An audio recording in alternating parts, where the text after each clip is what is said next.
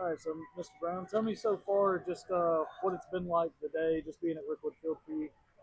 Well, I mean, this is such a great park. I love the older parks. Of course, I love Fenway and Wrigley, but this one's got them beat by a couple years. And the way they have renovated it but kept so much of the original park is just amazing. So I've been having a great time. Was this your first time out here? First time here. What's what's been the impression compared to some of those other places? What does it have that others maybe don't? Well, what's kind of nice is because games are played all the time at Wrigley and Fenway, this one feels like, it's like it's a neighborhood park in a way that you have access to everything. And just seeing someone like we went up in the press booth and you see the old siding on there. There's layers of roofing that are probably hundreds of years old. And I don't know, I just find that extremely charming. I'm a big fan of old buildings anyway. So tying it with baseball, it's perfect. How much has Field of Dreams meant to your life?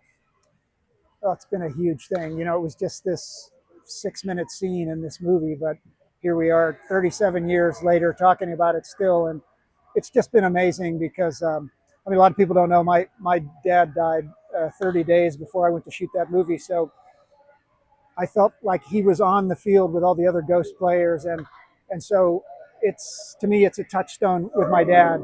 And so when people come up to me and tell me stories, sometimes in tears about their fathers and how much they miss them or how much they want that one more game to catch, I can certainly sympathize, and it brings my dad into my heart again, which is great.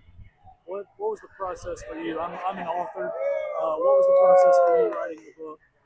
Well, to be honest, I was so interested in the movie because of the effect it's had on my life. And I was hoping that Kevin would write a book or that James Earl would write a book because, I was only there for the last little bit of the movie. And well, when they didn't do it, I thought, for the 25th anniversary, I've always wanted to write a book. And I thought, well, this is something I know more about than most people. So I ended up doing a lot of research and then writing my personal experience, shooting the movie and all the people who've come up to me over the years. I have a sprinkling in my book of these stories people have told me of how that movie has changed their lives. So it was a great experience, and it's kind of taken on a life of its own too. I've been continuing the book tour, like it's like 10 years later, and I'm still going around and talking to people about the book, and so it's been great.